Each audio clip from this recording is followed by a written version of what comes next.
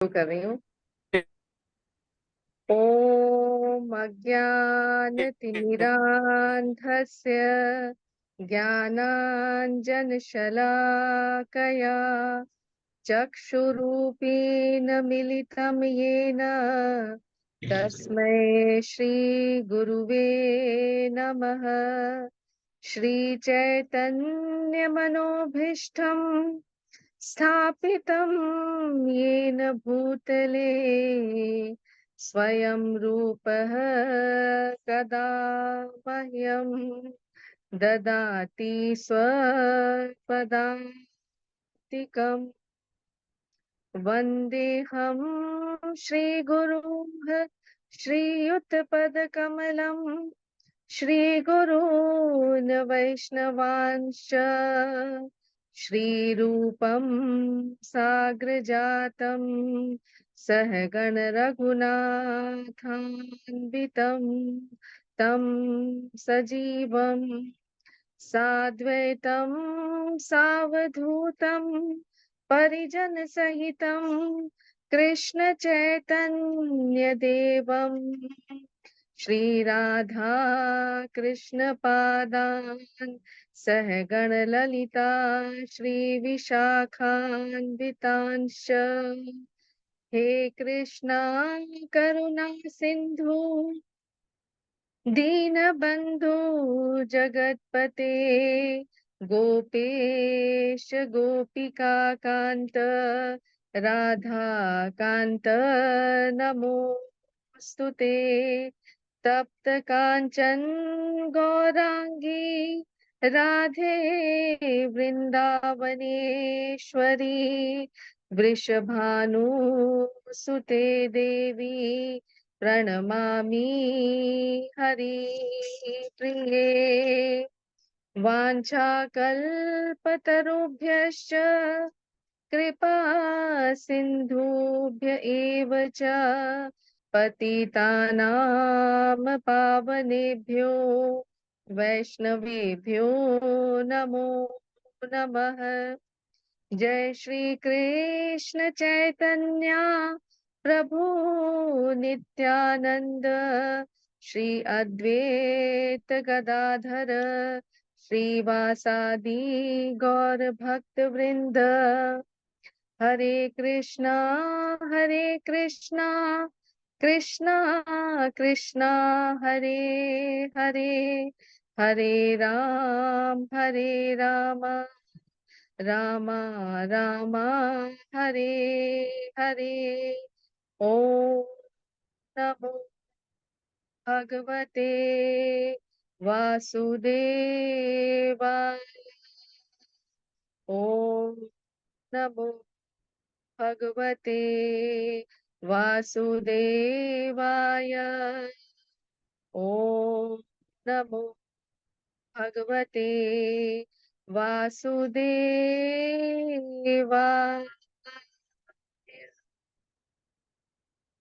हरे कृष्णा प्रभु जी।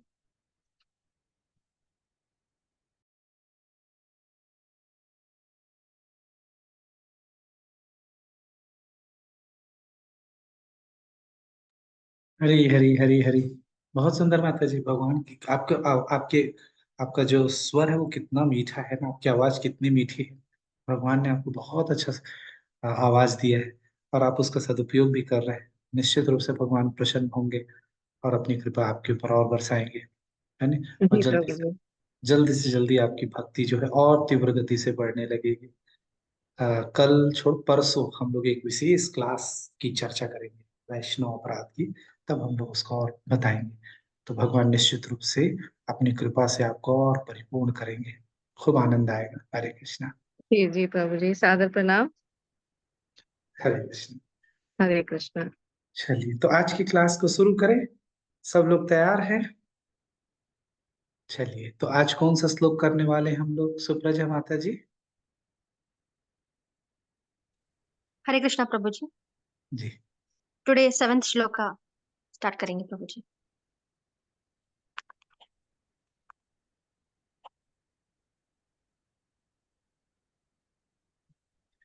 शुरू कीजिएगा।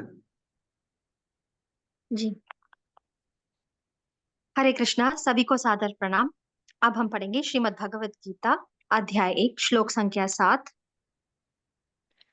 अस्माकं तु विशिष्टा ये तान्निबोध द्विजोत्तमा नायका मम सैन्यस्य संज्ञार्थं तान् ब्रवीमि ते।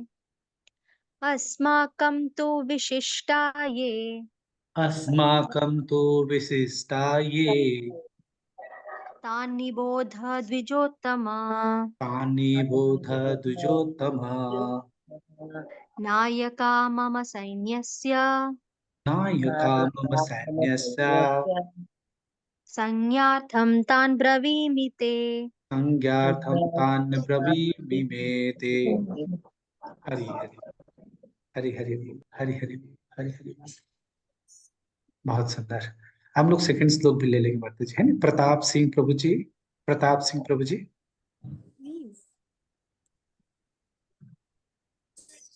हरे कृष्णा प्रताप सिंह प्रभु जी। मैथिली माता जी, हरे कृष्ण प्रभु जी, सादर प्रणाम। मैथिली माता जी अनुवाद रिपीट करवाइएगा। जी जी प्रभु जी। हरे कृष्ण सभी को सादर प्रणाम। किंतु हे ब्राह्मण श्रेष्ठ, किंतु हे ब्राह्मण श्रेष्ठ, आपकी सूचना के लिए आपकी सूचना के लिए मैं अपनी सेना के मैं अपनी सेना के उन नायकों के विषय में उन नायकों के विषय में बताना चाहूंगा बताना चाहूंगा जो मेरी सेना को जो मेरी सेना को संचालित करने में संचालित करने में विशेष रूप से निपुण हैं। विशेष रूप से निपुण है ना? बहुत सुंदर, थैंक यू हरे कृष्ण माता हरे जी। कृष्ण। हरे कृष्णा। तो देखिए ये आज का हम लोग 7वां श्लोक लेंगे, तो 8वां श्लोक भी लेंगे क्योंकि इसमें तात्पर्य नहीं दिया है, इसलिए हम 8वां श्लोक को भी पढ़ लेते हैं और उसको फिर एक साथ 7वें और 8वें श्लोक को हम लोग फिर चर्चा करेंगे उसका। लेकिन थोड़ा सा बस 2 मिनट जो भी नए भक्त जुड़े हैं उन लोगों के लिए खासकर कि ये जो हम लोग भगवत गीता का पाठ कर रहे हैं तो इसमें हम लोग देखेंगे कि भगवान क्या अर्जुन के माध्यम से हम लोगों को लिए क्या संदेश देना चाह रहे हैं। और पूरे गीता पाठ में हम लोग यही प्रयास करेंगे कि ये श्लोक मेरे लिए कैसे यूजफुल है, मेरे लिए किस प्रकार से इसका उपयोग हो सकता है। और हम सभी लोग इस श्लोक से जो भी सीखेंगे उसको अपने जीवन में उतारने का प्रयास करेंगे। तो आप सब लोग ये पढ़िए, अभी अभी जितनी चर्चा होगी ध्यान से सुनिएगा, फिर इन श्लोक से, आज के श्लोक से हमने क्या सीखा ये आप लोग बताइएगा। अब तक मैं बताता था, अब आप लोग बताइएगा कि इस श्लोक से क्या सीखे, तो उससे फिर हम लोग आपने क्या सीखा। ठीक है, तो जो जो जो सीखा होगा उसका एक समरी बना के फिर हम लोग उसमें लिखेंगे। मैंने भी कुछ लिखा है, आप बताएंगे, तो निश्चित रूप से फिर वो संख्या बढ़ जाएगी और फिर हम सब सीखेंगे। तो आप सबका बहुत ध्यान से पूरे क्लास में अटेंटिव रहना पड़ेगा क्योंकि उसी से तो क्वेश्चन बनेगा और उसी से आप बता पाएंगे। ठीक है, तो इसके पहले की जो श्लोक हुए उस पर भी थोड़ी सी चर्चा करके फिर हम इसकी चर्चा करेंगे। तो जो लोग नए हैं सब लोग बड़े ध्यान से सुनिएगा कि हम लोग इन श्लोकों में कैसे अपनी बातों को रखते हैं। चलिए, तो अब इसके बाद हम लोग ले लेते हैं 8वां श्लोक भी। चलिए, सुप्रजा माता जी। जी प्रभु जी। हरे कृष्णा, श्लोक संख्या 8। भवान् भीष्मश्च कर्णश्च कृपश्च समितिञ्जयः अश्वत्थामा विकर्णश्च सौमदत्तिस्तथैव च। भवान् भीष्मश्च कर्णश्च भवान् भीष्मश्च कर्णश्च कृपश्च समितिञ्जयः कृपश्च समितिञ्जयः अश्वत्थामा विकर्णश्च अश्वत्थामा विकर्णश्च सौमदत्तिस्तथैव च। सौमदत्तिस्तथैव च। हरे कृष्णा। बहुत बहुत धन्यवाद। सुप्रजा माता जी जैसे पढ़ रही थी उसको हम लोग को वैसे सुनना है। आप सब लोग बहुत ध्यान से, भले म्यूट रहे ना रहे, सुनिए और वैसा ना जो लिखा है उसको पढ़िए, तो देखिए उसके बाद छोटा भगवान मतलब आप, भीष्म मतलब भीष्म, पितामह, च मतलब भी। तो आप यदि ऊपर से नहीं पढ़ सकते तो नीचे से पढ़ सकते हैं। भगवान भीष्मश्च कर्णश्च कृपश्च समितिञ्जयः अश्वत्थामा विकर्णश्च सौमदत्तिस्तथैव च। देखिए उसको तोड़ के जो नीचे लिखा है उससे अपने को पढ़ सकते, ठीक है। तो जो लोग ऊपर नहीं पढ़ पाएंगे बड़ा है करके, वो नीचे से पढ़ सीख, ठीक है। हरे कृष्णा। रत्ना माता जी अनुवाद रिपीट कराइएगा। हरे कृष्ण प्रभु जी, सभी को सादर प्रणाम। मेरी सेना में मेरी सेना में स्वयं आप स्वयं आप भीष्म कर्ण भीष्म कर्ण कृपाचार्य कृपाचार्य अश्वत्थामा अश्वत्थामा विकर्ण तथा विकर्ण तथा सोमदत्त का पुत्र सोमदत्त का पुत्र भूरिश्रवा आदि हैं। भूरिश्रवा आदि हैं, जो युद्ध में जो युद्ध में सदैव विजयी रहे हैं। सदैव विजयी रहे हैं। Hari Hari. Thank you so much माता जी। हरे कृष्ण। हरे कृष्णा। हरे कृष्णा। अमृता माता जी, अमृता माता जी तात्पर्य पढ़िएगा आप। जी जी प्रभु जी। तात्पर्य दुर्योधन हाँ, द्वितीय तात्पर्य शिला प्रभुपाद द्वारा। जय शिला प्रभुपाद जी, अब पढ़िए। जय श्री कृष्ण। दुर्योधन उन अद्वितीय युद्ध वीरों का उल्लेख करता है जो सदैव विजयी होते रहे हैं। विकर्ण दुर्योधन का भाई है, अश्वत्थामा द्रोणाचार्य का पुत्र है, और सोमदत्ती या भूरिश्रवा वह क्या है बाहिको, इसे क्या ब्राहिलिको। ब्राहिको के राजा का पुत्र है।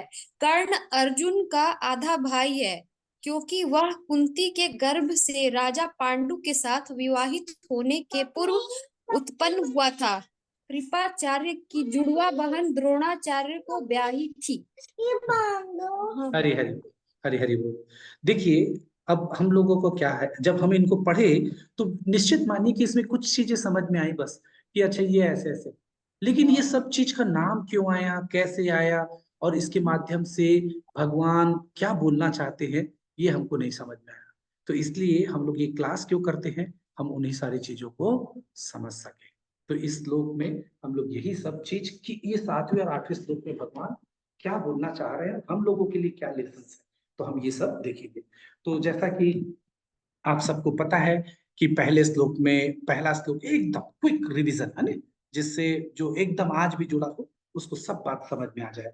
तो जैसा कि आपको पता है पहला श्लोक जो है सभी को याद है, और जिनको याद नहीं है वो पहला श्लोक याद करेंगे। पहला होमवर्क है आप सबके लिए, क्या है, पहला श्लोक सबको याद होना चाहिए। तो एकादशी के दिन आप लोग जो जो भी याद कर लेंगे वो सब सुना सकते हैं। पहला श्लोक, पहला श्लोक कौन सा है? धृतराष्ट्रवाच धर्म क्षेत्रे कुरुक्षेत्रे समवेतायुयुत्सवः पांडवश्चैव जय। तो जिन लोगों को भी ये श्लोक याद नहीं है वो सब लोग क्या करेंगे, इस श्लोक को याद करने का प्रयास कीजिएगा, है ना। तो आज हम लोग अब देखेंगे कि ये पहले श्लोक में धृतराष्ट्र पूछ रहे हैं संजय से कि मेरे पुत्र और पांडु के पुत्र युद्ध के मैदान में क्या किए, और हम लोगों ने इसकी विस्तार से चर्चा की थी। उसके बाद दूसरे श्लोक में चूंकि धृतराष्ट्र ने प्रश्न पूछा संजय से, तो दूसरे प्रश्न में, दूसरे श्लोक में संजय उसका उत्तर देते हैं और बोलते हैं दृष्टा तु पांडवानीकम व्यूढ़ा दुर्योधनस्तदा आचार्यमुपसंगम्यम राजा वचनम अबभृतः। इस श्लोक में संजय बताते हैं कि आपका पुत्र जो दुर्योधन है उसने क्या किया, उसने द्रोणाचार्य, अपने गुरु द्रोणाचार्य के पास गया और ये कहा, क्या कहा, तो फिर तीसरे श्लोक में आ जाते हैं और वो बोलते हैं कि ये वो तीसरे श्लोक में बोलते हैं कि हे आचार्य, पांडु पुत्रों की विशाल सेना को देखें। अब दुर्योधन बोल रहा है किससे? द्रोणाचार्य से, कि आप देखिए तो कि आपके बुद्धिमान शिष्य द्रुपद के पुत्र ने इसको कितने अच्छे से व्यवस्थित किया है। तो हम लोगों ने इन सब में बहुत अच्छे से चर्चा की थी कि किस प्रकार से यहाँ पे दुर्योधन द्रोणाचार्य के पास क्यों गया, जबकि सेनापति कौन थे? सेनापति कौन थे? सेनापति तो दुर्योधन ये द्रोणाचार्य नहीं थे। तो भी वो इनके पास क्यों जाता है? भीष्म रहते हैं सेनापति, लेकिन जाते क्यों है इनके पास? तो हम लोगों ने इसके पर चर्चा की। फिर हम लोगों ने ये भी चर्चा की कि दुर्योधन ये सब क्यों कह रहा है।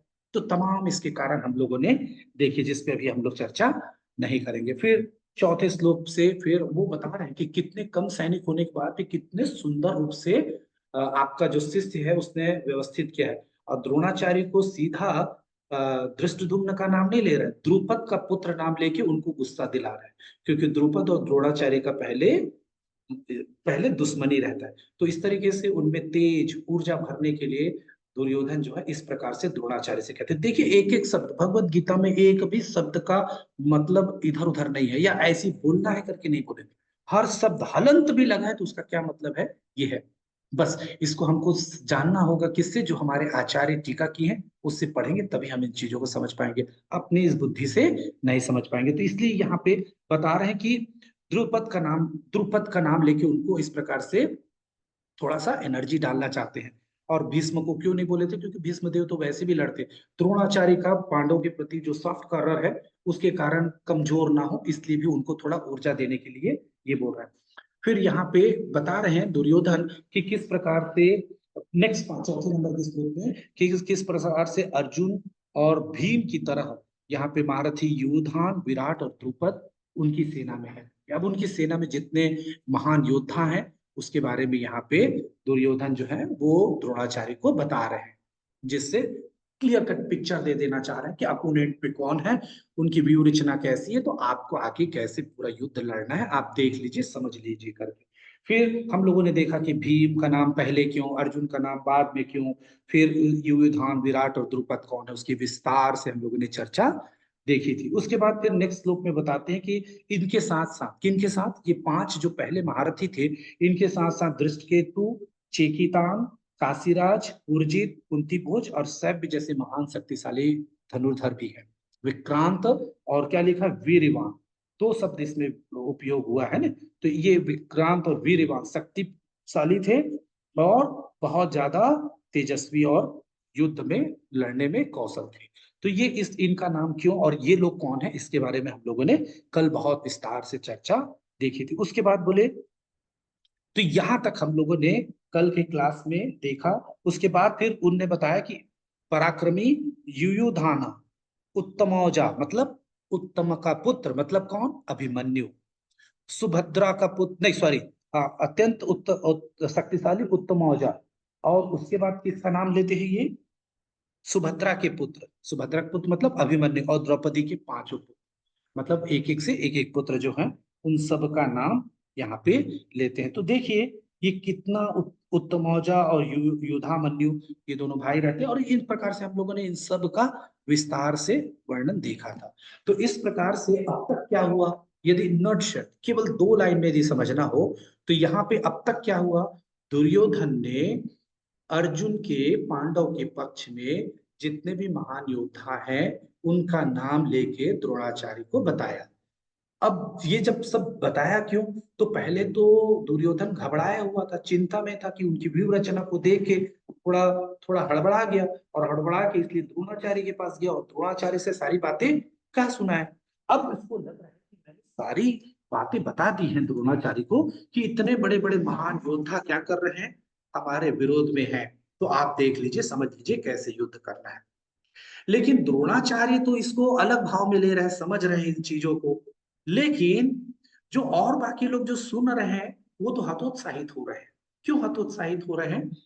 क्योंकि जब आपको कोई बोले कि अरे तुमको बैटिंग कर रहा है, तुम बॉलिंग करने जा रहे हो, अरे उधर तो सचिन जैसा खेलने वाला है, तो तुरंत अपना मन आधा बल क्या हो जाता है, गिर जाता है ना।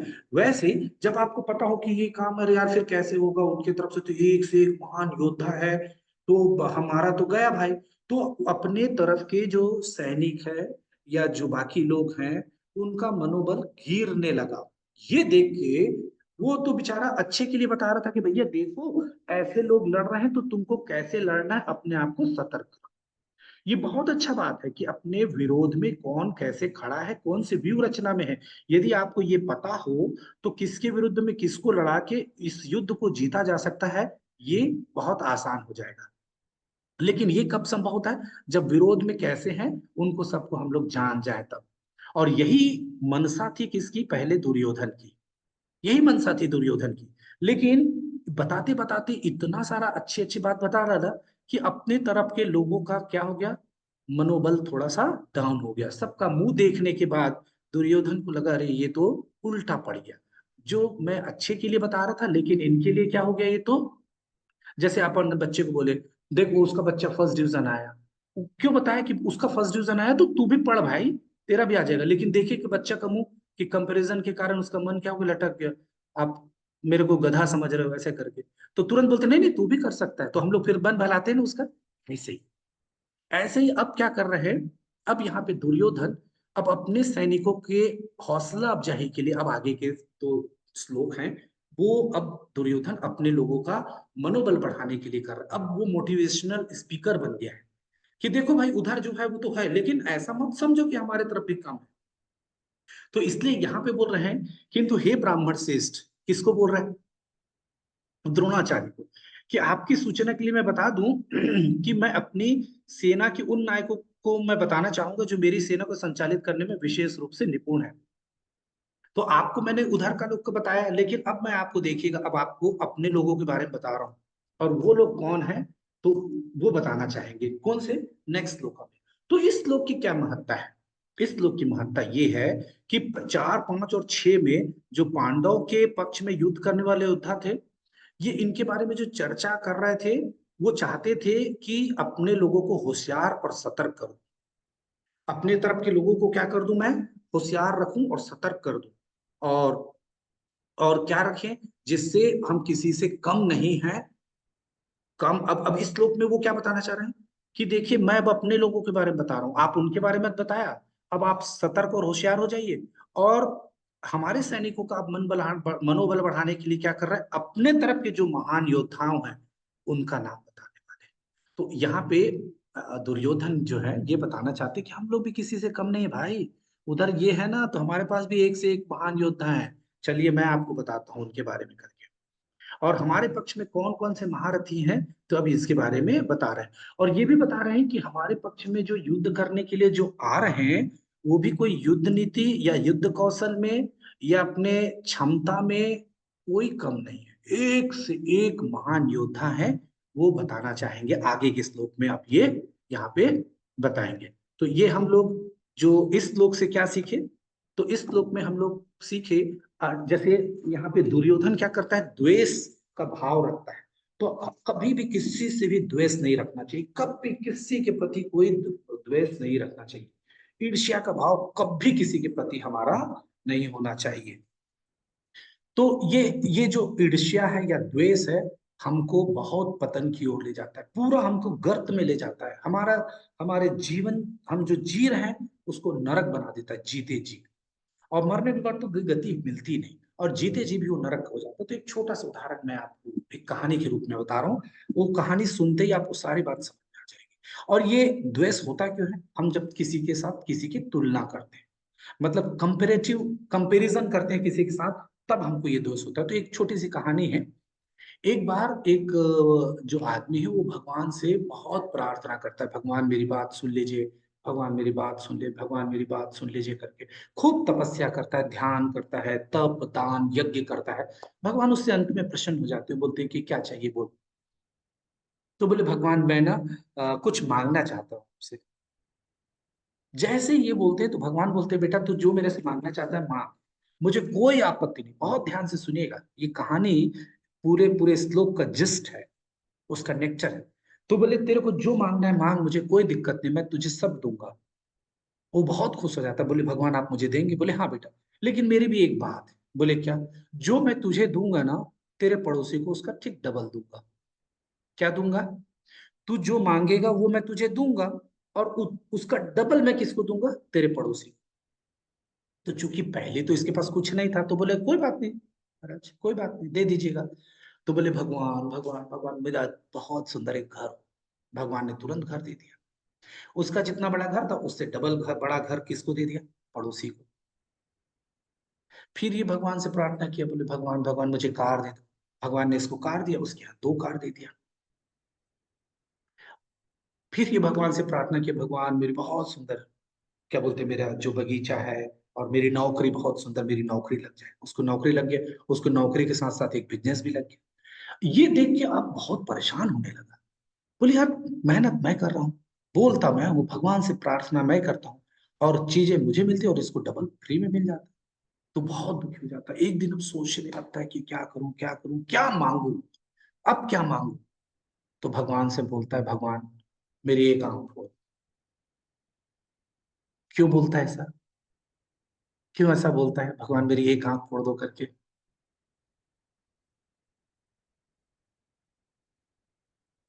ईर्ष्या के कारण। ईर्ष्या के कारण। उसको क्या लगता है, मेरी एक आंख फूटेगी तो सामने वाले के क्या होगा? दोनों आंखें फूट जाएगी। देख रहे हैं, हम अपना एक आंख फोड़ने में भी हमको कोई एतराज नहीं है, सामने वाले का उससे डबल नुकसान हो जाए। वो पूरा अंधा हो गया।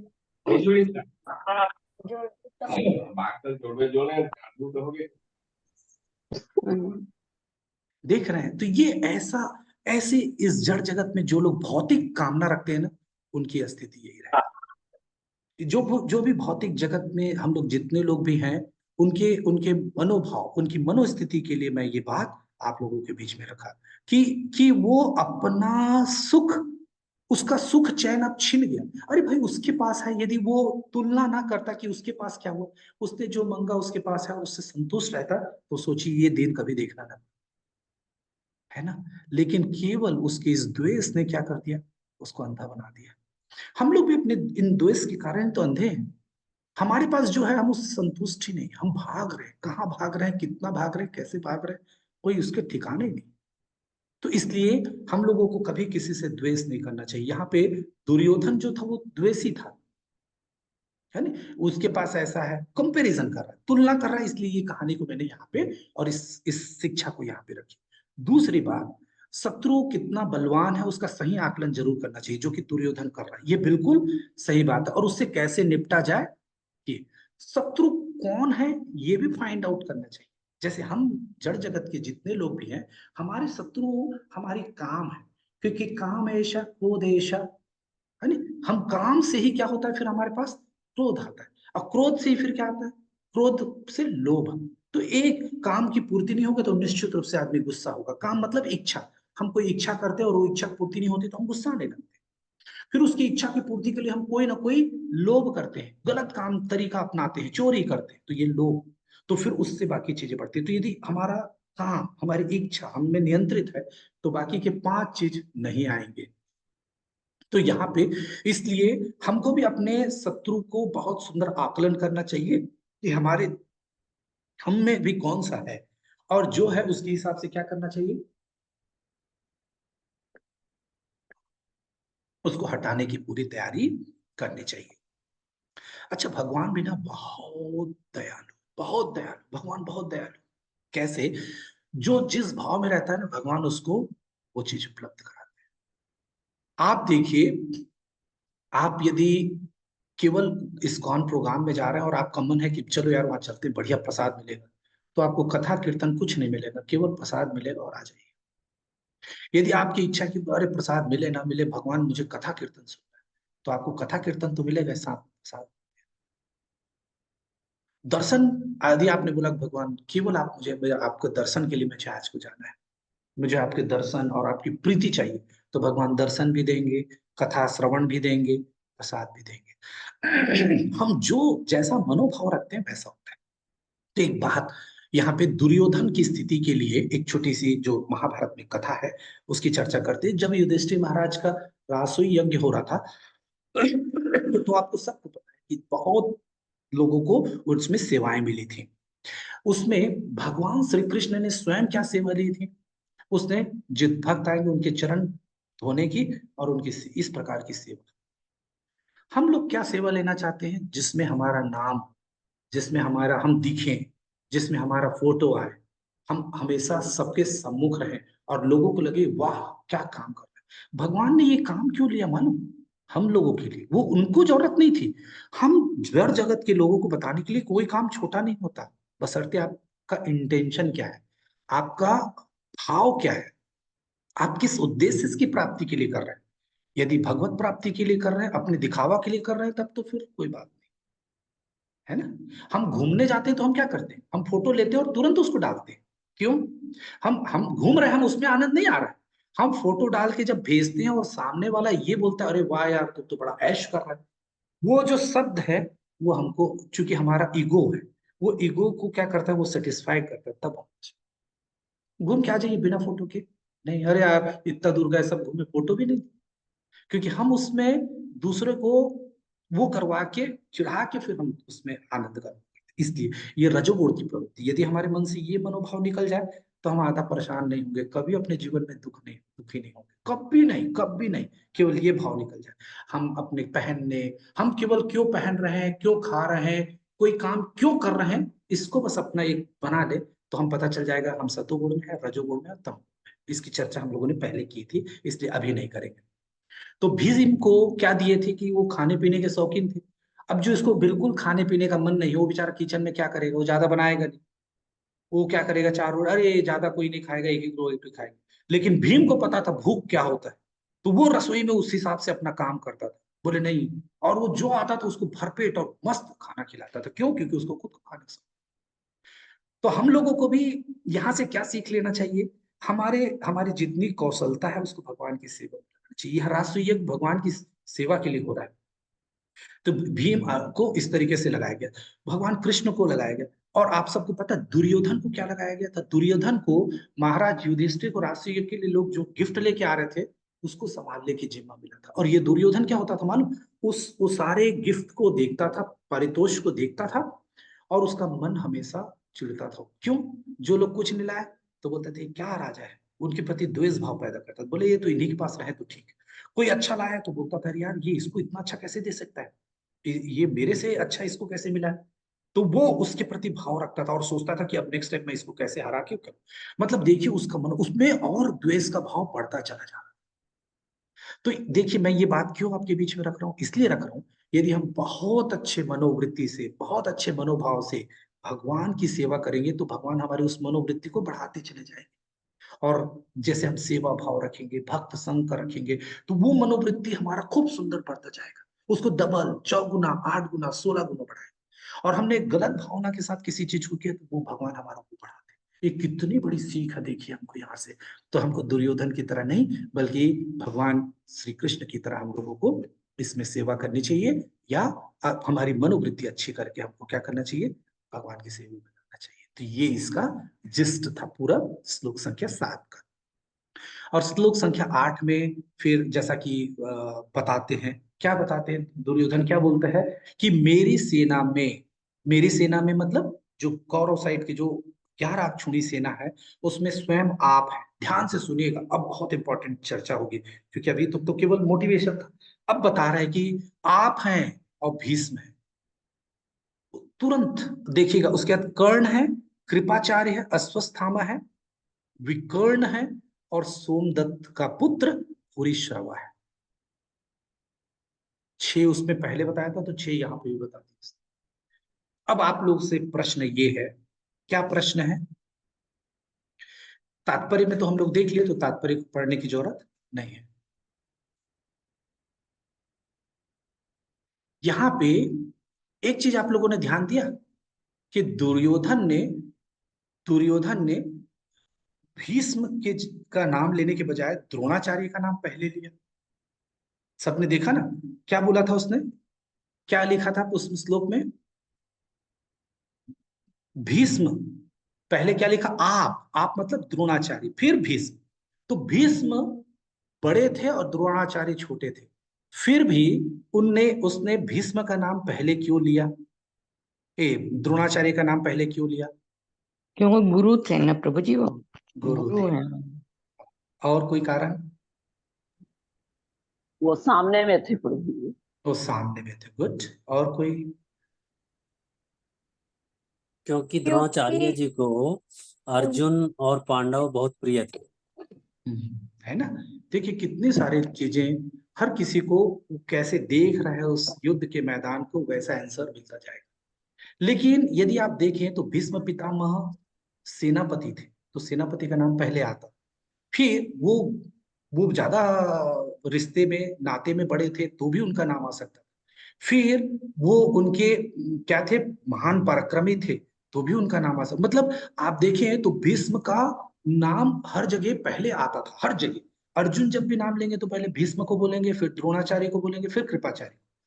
युधिष्ठिर महाराज भी जब भी चर्चा हुई पूरी जगह कहीं पे भी महाभारत में आप देखिएगा तो पहले भीष्म का नाम लेते हैं, फिर द्रोणाचार्य का, फिर कृपाचार्य।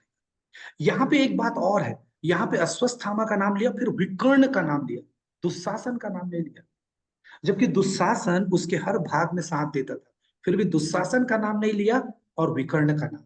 तो हम लोग इस पे चर्चा करेंगे। देखिए ये श्लोक में पढ़ने से तो केवल ये समझ में आएगा, अच्छा ठीक मेरे साथ ये लोग हैं और खत्म, है ना। लेकिन आज हम कुछ विशेष चर्चा करेंगे जिससे हम समझ पाएंगे कि इस श्लोक में क्या मतलब है। तो यहाँ पे जो भीष्म पितामह का नाम आयु में बड़े थे वो, उसके अलावा किस में बड़े थे वो, दुर्योधन के लिए क्या है मालूम, वो दुर्योधन क्या चाहता था मालूम, उसको फायदा किससे होगा उसका नाम पहले लेता। भीष्म आयु में, ज्ञान में, पराक्रम में, रिश्ते में, सब में बड़े थे। लेकिन उसके बाद भी दुर्योधन क्यों द्रोणाचार्य का नाम लेते, वो राजनीति और कूटनीति के नाम से। भीष्म तो अपने घर के आदमी हैं, पता है ये अपने से लड़ेंगे, लेकिन राजनीति और कूटनीति की ये द्रोणाचार्य इधर उधर खिसक सकते, उस तरफ ना चले जाए। उसका भी एक हम लोग 9वें श्लोक में हम लोग देखेंगे कि क्यों उधर जाने के चांस बनता है, वो हम लोग नेक्स्ट श्लोक में देखेंगे।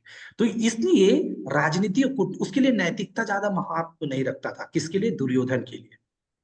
उसके लिए ये इंपॉर्टेंट था कि वो किस तरीके से एन केन प्रकारेण वो काम कराए, अपने लोगों का फायदा उठाए। उसके लिए इंपॉर्टेंट है कि फायदा कैसे किससे उठा ले, ये सबसे इंपॉर्टेंट था। और कोई उसके लिए बाकी चीजें महत्व नहीं रखती थी। जबकि हम लोग देखें दुशासन का नाम नहीं लिया, विकर्ण का नाम लिया। क्यों? दुशासन तो था ही दुराचारी, तो वो इसका साथ छोड़ ही नहीं सकता। लेकिन विकर्ण को आगे देखेंगे, बहुत न्यायप्रिय था और यही एकमात्र योद्धा था जिसने क्या किया था, जब चीरहरण हुआ था तो विदुर के साथ खड़ा था और बोला था कि ये गलत हो रहा है, ये अन्याय हो रहा है, ऐसा नहीं होना चाहिए। इसलिए बोले वो उधर भाग मत जाए। इसलिए देखिए दुशासन की जगह वो विकर्ण का नाम ले रहा है। विकर्ण को बुरा मत लगे और हर हाल में वो क्या रहे, हमारे साथ रहे, उसके मनोबल को।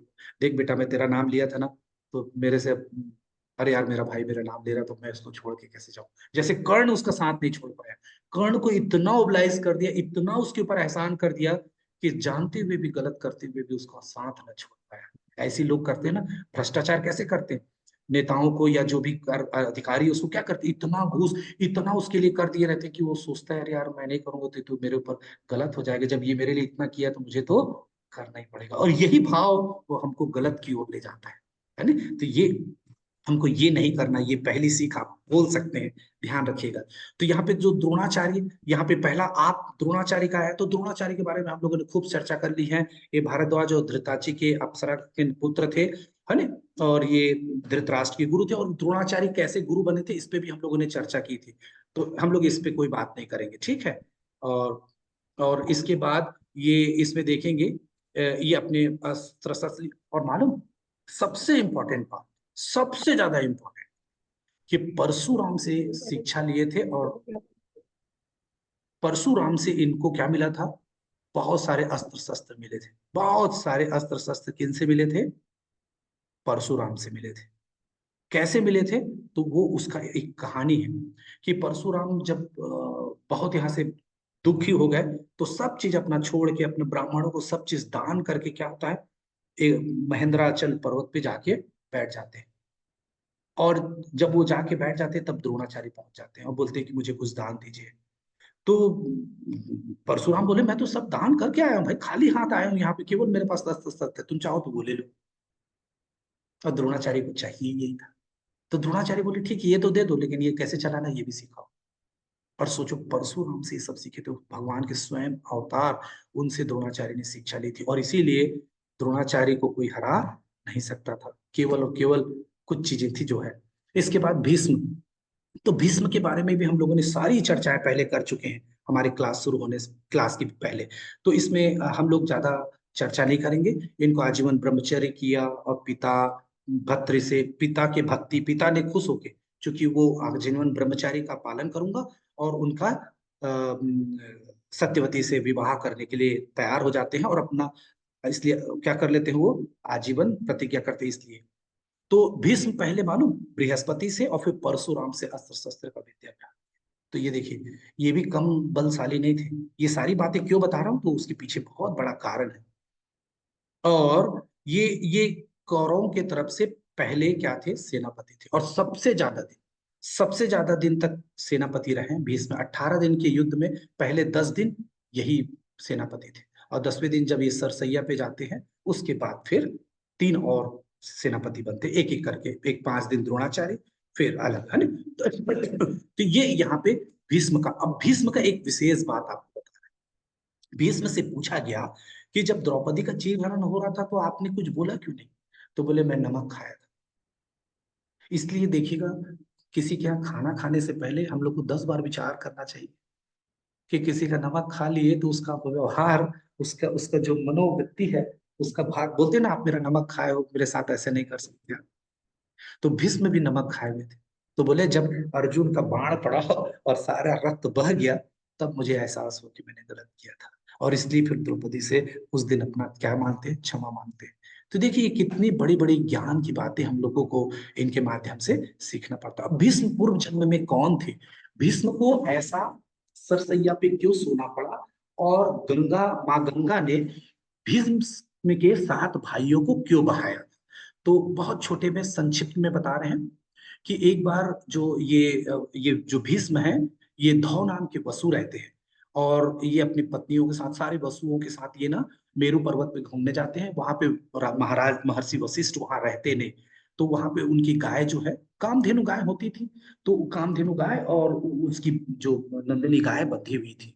तो उसको देख के जो धौ की पत्नी है, वो बोलती कि मुझे तो ये गाय चाहिए। कैसे, मैं नहीं जानती।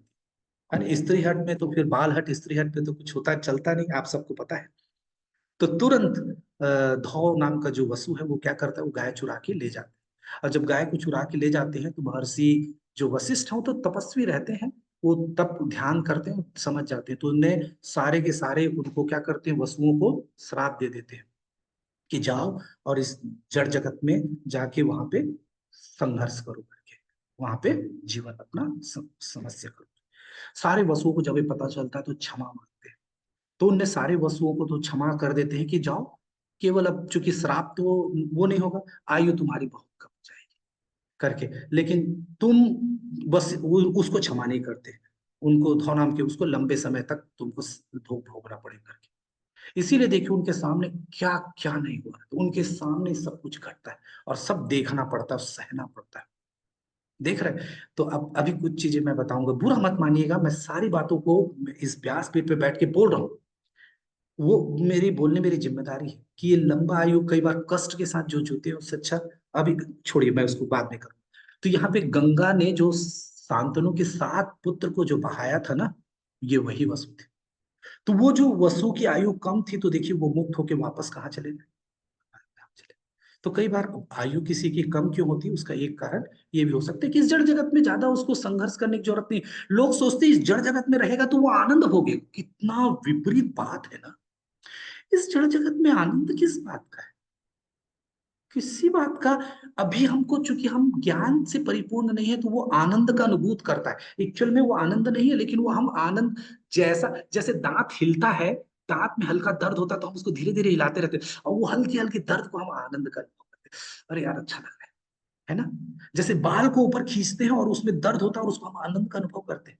हम खुजलाते हैं और उसको आनंद का अनुभव करते हैं। मैं ये छोटे छोटे बिल्कुल मूलभूत एग्जाम्पल आपके बीच में रख रहा हूँ, एकदम जो जिसको हम लोग महसूस कर सकते हैं, अनुभव कर सकते हैं, है ना। अब खुजली थोड़ा और खुजला दीजिए, खून निकल जाता है, देखिए वो खुजली आनंद का अनुभव नहीं, आनंद नहीं दे सकती। वो क्षणिक सुख का अनुभव है, लेकिन उसी को थोड़ा और घिस दीजिए, घाव बन जाता है, बस बन गया, फिर वो कितना दुख है। तो ये इस प्रकार से ये भीष्म है। और ये भीष्म से जब परशुराम का युद्ध होता है तो भयंकर युद्ध होता है बहुत।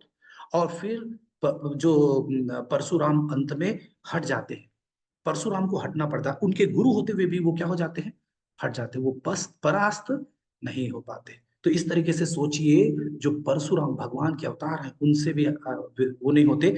तो आप लोग ध्यान से सुनिए, ये सारा भीष्म की इतनी बातें इसलिए बता रहा हूँ कि इसके पीछे एक बहुत महत्वपूर्ण उत्तर मैं आप लोगों से पूछूंगा कि भीष्म पिता को लेकिन एक वो श्राप था क्या, स्त्रियों पर शस्त्र नहीं उठाने की प्रतिज्ञा थी, और यही शिखंडी के कारण क्या हुआ, फिर वो युद्ध में परास्त हुए। मैं यहाँ पे ये बात क्यों बताया कि इतना सब कुछ होते हुए भी देखिए भगवान ने रास्ता खोज निकाला इन सबको मारने, इतने बड़े बड़े महारथियों के भी, है ना। तो हमको भी अपने किसी भी देखिए, एक सीख ये भी हो सकता है, कितना भी हम कोई गुण हम में कितनों भी ज्यादा क्यों ना हो, उसका अहंकार होने की कोई आवश्यकता नहीं, क्योंकि भगवान उसके लिए कोई ना कोई तोड़ निकाल लेंगे और वो खत्म हो जाएगा, क्षण नहीं लगता, एक क्षण नहीं लगेगा इसके खत्म होने में। ठीक है। अब भीष्म ने दुर्योधन, अब देखिए ये जो मैं प्रश्न आप लोग से पूछूंगा बोल रहा था ना, वो यही है, भीष्म ने दुर्योधन के पक्ष से युद्ध क्यों किया, जबकि वे भगवान के 12 महाजनों में से एक महाजन थे, है ना। 12 महाजन है, तो उनमें से एक महाजन होते हुए भी भीष्म ने दुर्योधन के पक्ष से युद्ध क्यों किया। नमक खाया था उसको। नमक खाया था, और कुछ, बहुत अलग उत्तर है। हरे कृष्ण प्रभु जी, वो जानते थे कि जब तक वो दुर्योधन के पक्ष में दुर्योधन के साथ नहीं देंगे, दुर्योधन नहीं लड़ेंगे, अधर्म का नाश नहीं होगा। बहुत सुंदर, बहुत सुंदर। हरे कृष्णा प्रभु जी। प्रभु जी, इसमें ये था कि जब द्रौपदी का चीरहरण हुआ था तो भीष्म पितामह कुछ नहीं कर पाए थे, तो वो अपने आप को सजा देने के लिए शायद वो बहुत इसलिए सुंदर, वो बहुत सुंदर, बहुत बढ़िया, गुड, बहुत बढ़िया, गुड, बहुत बढ़िया। और भीष्म गद्दी को सुरक्षा रखने की प्रतिज्ञा लिए थे, इसलिए। बहुत सुंदर, है ना।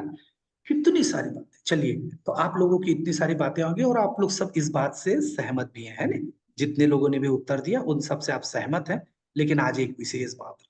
चलिए, जितनी बातें आपने सुनी वो सब सही, लेकिन उन सबसे बड़ी बात, उन सब के ऊपर एक बात, वो क्या, भगवान, जो भीष्म है वो भगवान के परम भक्त थे, और वो अपना क्रेडिट ना लेके भगवान को क्रेडिट देना चाहते थे, भगवान की कीर्ति का फैलाना चाहते थे। कैसे, अब इसको मैं एक छोटा सा उदाहरण दे रहा हूँ। जितनी माँ है, यदि बच्चा, जैसे किसी की लड़की लड़का देखने आए, लड़का वाले देखने आए और बोले ये क्या बनाई है ये सब्जी, तो तुरंत आप क्या बोलोगे, नहीं नहीं नहीं ये नहीं बनाई है, इसको मैंने बनाया है।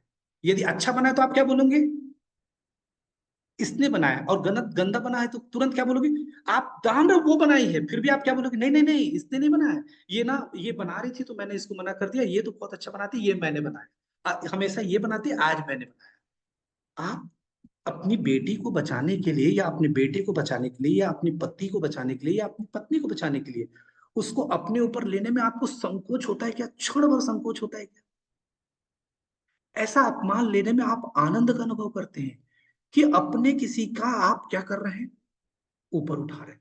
यहाँ पे भी महाजन थे वो भगवान के, और इसलिए भगवान की कीर्ति को फैलाना चाहते थे। तो वो अच्छी चीज, यदि क्या होता, यदि वो भीष्म पांडवों की तरफ से लड़ते तो जीत तुरंत हो जाता, तुरंत हो जाता, तुरंत हो जाता, उनके हार का तो कुछ बचता ही नहीं। और जीत जाते तो सब लोग क्या बोलते, भीष्म उस तरफ थे इसलिए आप जीत गए। तो भगवान ने जो इतना, भगवान का जो नाम चर्चा है में है अभी, वो सब कोई नहीं लेता, कोई भगवान की चर्चा नहीं। तो भीष्म, जैसे जैसे भगवान राम को वहां जाना, वनवास कैसे जाना पड़ा, कैकेयी के कारण। तो आप लोग को ऐसा लगता है कि कैकेयी ने ऐसा किया हो, एक्चुअल में कैकेयी ने ऐसा नहीं किया। सारे देवी देवता जाके उनसे कहते हैं, आग्रह करते हैं कि आप ऐसा करें, ऐसा यदि आप नहीं करेंगे, भगवान यदि वन में नहीं जाएंगे और ये सब नहीं करेंगे तो ये सारे लोगों का नाश नहीं हो पाएगा, ये काम कैसे फलीभूत हो पाएगा, मर्यादा पुरुषोत्तम कैसे कहलाएंगे, कैसे इस प्रकार से एक आदर्श पिता, पति, पुत्र के रूप में, भाई के रूप में कैसे स्थापित होगा समाज में? तो बोले इससे तो बहुत बदनाम होगा, बदनामी होगी। तो कैकेयी बोलती है कोई बात नहीं, मैं इस बदनामी को जीवन भर, जीवन पर्यंत इसको झेलने को तैयार। ये है अपने किसी भी कौशल को, यदि खुद भी अपमानित होना पड़ रहा है और जन्म जन्मांतर तक उनको श्राप भी मिला कि कैकेयी कोई नाम नहीं रखेगा, उनको कोई ऐतराज नहीं होता, लेकिन मेरे भगवान का कुछ बुरा ना हो। जैसे कि भगवान से कृष्ण को जब बुखार होता है और नारद जी से धूली मांगते तो नारद जी मना कर देते हैं, बड़े बड़े महाराज सब मना कर देते हैं, लेकिन गोपियां क्या बोलती हैं, अरे ले जाओ ले जाओ, और किस में ले जाओ, बोरे में भर के ले जाओ भाई, कहीं दोबारा जरूरत पड़े तो तुमको इतने आने में इतने देर तक हमारे भगवान को फीवर ना रहे। ये भाव भगवान के प्रति। हम लोग तो बोलते हैं 3 दिन पूजा नहीं करना पड़ा, चलो भाई अच्छा है, अब आराम से अपन उठ सकते हैं, है ना, और जो बनाना है वो बना लो, अभी नहीं तो भगवान के लिए नहाना पड़ता है, ये करना पड़ता। ये हमारा, हम तो भगवान, वो लोग ऐसे थे जो भगवान के बिना नहीं रह सकते थे और हम भगवान के बिना रहना चाहते, बस इतना ही अंतर है, और इसलिए हम इस जड़ जगत में। और इसी चीज को तोड़ने के लिए, बस इसी चीज से बाहर निकलने के लिए ये संग करते हैं और गीता और भागवत का ज्ञान लेते हैं कि कैसे वो लोग रहें, तो हम उन चरित्र को पढ़ के हमारे मनोवृत्ति को कैसे उस तरह मोड़ सके और उसकी तरह होके हम भी कैसे आगे भगवान की सेवा कर सके। बस ये द्रौपदी की चीरहरण में भीष्म ने क्यों साथ नहीं दिया था, तो उसका भी बहुत सुंदर बताना चाहते थे कि ये बहुत सुंदर, ये कहानी आप लोग सब ध्यान से सुनिए। आप द्रौपदी के चीरहरण में भीष्म ने साथ नहीं दिया, यदि साथ देते तो भीष्म वो चीरहरण नहीं हो पाता, खत्म हो जाता, लेकिन चीरहरण होने दिया और ये शिक्षा देना चाह रहे थे कि देखो तुम्हारे पति 5 पति, लोगों के तो एक पति होते, तुम्हारे 5 पति, और वो भी एक से बढ़कर एक, कोई काम आया तुम्हारा? ये राजा तुम्हारा कोई काम आया? ये रिश्तेदार नाते कोई काम आए? तुम्हारे बुरे समय में तुम्हारा कोई काम नहीं आएगा। ये सीख देना चाहते थे। यदि भीष्म पितामह वहां कर देते तो ये होता ही नहीं। ये सीख हम जड़ जगत के लोगों को कभी नहीं मिल पाता कि बुरे वक्त में भगवान के अलावा कोई काम नहीं आता। कोरोना में सब भगवान का नाम ही तो ले रहे थे, पति मरा चाहे पत्नी, शमशान तक पहुंचाने की स्थिति में नहीं थे, सीधे उसको हॉस्पिटल से उन्हीं लोग लेके जला देते, है ना? ऐसा हुआ ना आपके आस पास पड़ोस में? कौन कितना साथ देता है? कोई किसी का साथ नहीं देता। और गजेंद्र मोक्ष में भी देखिए, वो गजेंद्र जो है इतना बलशाली और अपने पूरे हाथियों की हथनियों और उन बच्चों को खिलाने के लिए उस कीड़ा करने के लिए ले जाता है, और जब आफत आई तो क्या हुआ? सबके सब बाहर, अंदर कौन? केवल गजेंद्र। और वो दहाड़ रहे, चिल्ला रहे, सब रो रहे, लेकिन कोई आया नहीं। किसी ने आया और कहा कि तुम मेरे को पकड़ लो, इसको छोड़ दो? नहीं। ये है, ये सीख देने के लिए भगवान को ये करना पड़ा। तो बुरा वक्त में केवल भगवान हमारी सहायता करते। केवल 2 मिनट है, मैं कोशिश करता हूँ 2 मिनट में सारी चीजों को समराइज करने के लिए। फिर कर्ण के बारे में सारी बातें मालूम है, इसलिए उन सारी बातों पे हम लोग कोई चर्चा नहीं करेंगे। एक विशेष बात, कर्ण बहुत दानवीर था, बहुत दानवीर था। कर्ण की दानवीर की गाथा भगवान स्वयं क्या करते थे। एक बार की बात है, तो अर्जुन बोले कि अर्जुन चिढ़ जाता था कई बार, भगवान आप मैं आपके साथ रहता हूँ, दिन भर आपके लिए करते रहता हूँ, कहता आप कहते कर्ण के लिए। तो बोले ये सोने का एक पहाड़ है अर्जुन, इसको बांट लो। अर्जुन बहुत परेशान, भगवान ने आदेश दिया है, अब वो सोने को पूरे गांव के लोगों को बांट दो बराबर बराबर। अब वो सोने के उस पहाड़ को काटने में लगा था, उसको बराबर करने में लगा था, कभी छोटा हो कभी बड़ा हो, कभी आदमी गिने, सालों साल वो व्यस्त। बोले अर्जुन यही काम कर्ण को देता हूं, देखो कर्ण, बोले तुमको ये सोने को इसको बांटना है, तुम ध्यान से सुनिएगा। तो कर्ण ने 1 मिनट भी नहीं लगाया उसको बांटने में, 1 मिनट भी। कैसे बांटा? उसने उस गांव के सबसे हेड को बुलाया और बोले इसको आपस में आप लोग बराबर। चल, क्यों? अर्जुन के अंदर भाव था कि ये मैं बांट रहा हूं, बराबर बराबर होना चाहिए, कम नहीं होना चाहिए, कर्म का भाव था। कर्ण बोले मुझे कोई लेना देना नहीं इससे, ये बांटो खाओ पियो रहो आराम से। कर्ण की एक और विशेषता थी, कर्ण शक्तिशाली भी बहुत था, दानवीर के साथ शक्तिशाली भी था। और ये कथा आप सबको पता है, इसलिए ज्यादा नहीं, केवल 2 सेकंड में। जब भगवान कर्ण से कहते थे, मारते थे बाण, तो कर्ण का जो वो है वो 10 कदम पीछे जाता था और भगवान का 2 कदम 1 कदम 5 कदम जाता था। तो अर्जुन को बोलते थे कर्ण बड़ा महान है, देखो तो कितना दूर फेंक देता है। तो अर्जुन बोला कि मैं मारता हूं तब तो 10 कदम जाता है और वो मारता है तब तो 2 कदम, 1 कदम या 5 कदम जाता है, तो आप ऐसे कैसे बोल सकते हैं? बोले तुम्हारे साथ बैठा कौन है? मैं बैठा हूं और तुम्हारे ऊपर किसका ध्वज लगा है? महारथी हनुमान जी का कल हम लोगों ने देखा था ना, अर्धरथी, रथी, महारथी, और वो महारथी, तो वो महारथी हनुमान जी जो कि बलशाली। कभी याद दिलाइएगा तो अर्जुन और हनुमान की कहानी भी चर्चा में लाएंगे हम लोग। तो वो इस प्रकार से कैसे अर्जुन के घमंड को चूर चूर करते हैं हनुमान जी। तो देखिए वो बैठे हुए, तब वो हट रहा है, तब तुम सोचो तुम्हारे में यदि ये दो ना बैठे हो तो तुम्हारा कितना दूर खींच जाए। तो ये यहाँ पे कर्ण की विशेषता। तो कर्ण बहुत बहुत बहुत महान थे। और ये इंद्र ने एक्चुअली कर्ण के साथ 2-3 चीजें हुई हैं, चर्चा कर लेते हैं। 5 मिनट का समय और चाहिए होगा क्योंकि बहुत इंपॉर्टेंट बात है, सब लोग ध्यान से सुनिए। ये इंद्र ने मालूम इंद्र कौन थे?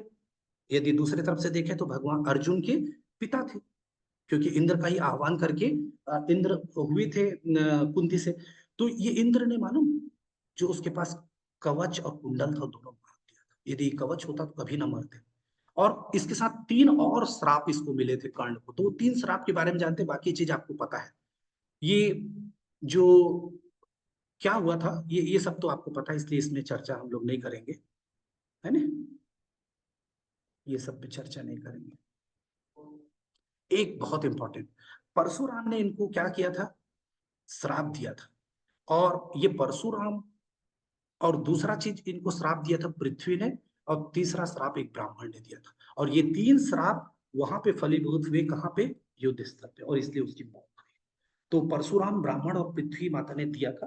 तो इसमें पृथ्वी माता जी ने क्या किया था कि एक बालिका रहती है और वो घी लेके जाते रहती है, और उसका कुछ होता है और वो घी गिर जाता है, और वो रोने लगती है कि मेरी सास बहुत चिल्लाएगी, मुझे मारेगी, मेरी माँ या सास जो भी चिल्लाएगी मारेगी यदि मैं घी मेरे से गलती से गिर गया। तो बोले कोई बात नहीं, मैं दूसरा घी ला दे। तो बोले दूसरा घी नहीं, वही चाहिए। तब वो क्या करते हैं, उस पृथ्वी को निचोड़ के उस घी को वापस ले देते। कितना बलशाली थे आप सोचो तो। उस मिट्टी को उठाते हैं, निचोड़ते हैं और उससे घी अलग कर देते हैं कर्ण। कितना ज्ञानवान, कितना सब चीज। इससे ना पृथ्वी को बहुत दुख होता है, पृथ्वी को बहुत दुख होता है। तो बोले जैसे मैं अभी असहाय हूं, तुम भी एक समय ऐसी असहाय। और इसी तरीके से परशुराम, वो एक बार सोए रहते हैं अपना क्या बोलते हैं, कर्ण के ऊपर, और कर्ण को बिच्छू काट देता है, और वो क्या होता है, खून बहने लगता है, और वो चिल्लाता नहीं। परशुराम उठते देखते खून खून। तो बोले तुम ये क्षत्रिय हो सकते हो, और मैं ब्राह्मण को शिक्षा, तुमने गलत बोल के तुमने क्या किया, मेरा शिक्षा लिया है, तो इसलिए क्या हो गया, तुम गलत किया। तो इस तरीके से उसको श्राप दे देते हैं कि तुम जो विद्या जानते हो वो क्या हो जाएगा, जब तुम सबसे ज्यादा उसकी आवश्यकता होगी तब क्या होगा, तुम उसमें काम नहीं आएगी। और ब्राह्मण वाला भी कोई गाय का कुछ ऐसा रहता है, तो वो दिमाग से मेरे उतर रहा है, कल हम लोग उस पर चर्चा कर लेंगे। तो इसीलिए बोले कि अस्त्र विहीन हो जाओगे परशुराम के कारण, ब्राह्मण के सहाय समान जो श्राप दिए थे उसके कारण तुम क्या हो जाओगे, रथ विहीन हो जाओगे, और तीसरा असहाय जैसे पृथ्वी माता ने थी वो, इस तरीके से। तो ये 3 श्राप उसके तीनों हुए थे उस समय फलीभूत। तो इसलिए इसके बाद हम लोग चर्चा करते हैं कृपाचार्य की, केवल 2 मिनट में। कृपाचार्य जो थे वो कौरव और पांडव के गुरु थे, और ये चिरंजीवी थे।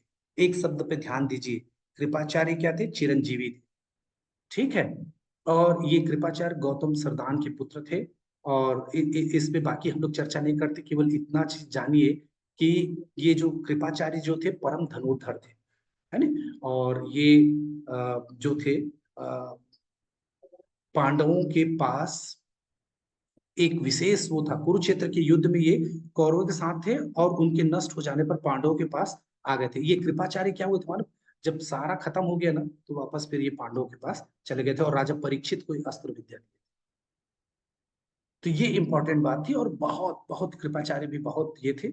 और सावर्णी मनु के समय ये जो कृपाचार्य हैं, जब नेक्स्ट मनु आएंगे, अभी हम लोग कौन से मनु में चल रहे हैं, वैवस्वत मनु में, है ना। और उसके बाद जो आएंगे ना उस मनु का नाम होगा सावर्णी, मतलब अभी 7वां मनवंतर चल रहा है। जब 8वां मनवंतर आएगा तो कृपाचार्य ही सप्तऋषि में से एक ऋषि होंगे। अभी सप्तऋषि के नाम अलग है ना।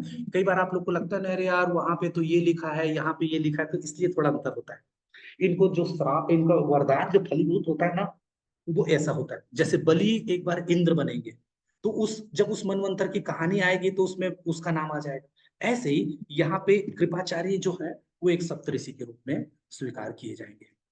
तो इसलिए, और ये देखिए, ये चिरंजीवी कौन कौन थे? हनुमान जी, और कौन? परशुराम जी, अश्वत्थामा, उसके अलावा विभीषण, मार्कंडेय, गुरु कृपाचार्य, वेद व्यास जी, और लास्ट कौन? राजा बलि। अब आप इसमें दो नाम ध्यान दीजिए, कृपाचार्य कहाँ है और अश्वत्थामा किन के तरफ है? कौरवों की तरफ है। ध्यान, मैं इसलिए नाम दिया, तो इनके तरफ कोई है क्या? इनके तरफ से कोई भी चिरंजीवी की इनके तरफ नहीं है। पांडवों की तरफ कोई चिरंजीवी नहीं, लेकिन दो चिरंजीवी किन के तरफ है? दो चिरंजीवी है किसके तरफ? और अश्वत्थामा के बारे में आप लोग को पहले हम लोग बहुत चर्चा कर चुके हैं, इसलिए इनके बारे में कोई चर्चा हम लोग नहीं करेंगे, है ना? क्योंकि फिर या तो समय ज्यादा लग जाएगा, तो इसलिए हम लोग आज चर्चा नहीं करते। 36 वैसे 6 मिनट ज्यादा हो चुका है।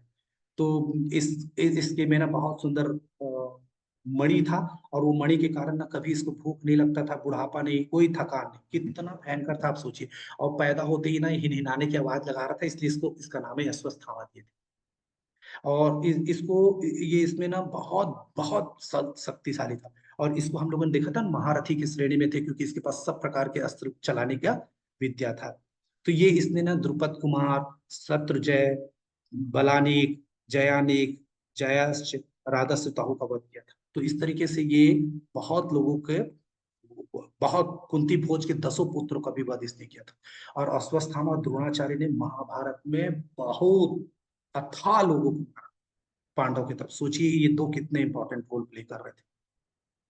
तो ये सब, तो यहाँ पे अश्वत्थामा का जो है, ये इसको एक भगवान ने वो दिया था कि तुम्हारे ये जो मणि है निकल जाएगा, इससे हमेशा खून निकलता रहेगा और इससे बदबू आएगा, इस प्रकार से क्या तुम्हारा ये श्राप दे दिए रहते हैं। तो इसलिए मणि निकल जाता है और इसको हमेशा वो रहता है। और यही अश्वत्थामा ने जो द्रौपदी के 5 पुत्रों को मार दिया था ना, तो ये पूरे महाभारत का सबसे दर्दनाक और सबसे विभत्स जो था एक घटना इसको भी माना जाता था, है ना? तो इस तरीके से अश्वत्थामा ने धृष्टद्युम्न का वध किया था। सोचिए धृष्टद्युम्न कौन? उधर का सेनापति, तो कितना महान था। तो सोचिए ये सारी बातें आपको बताने के पीछे क्या है,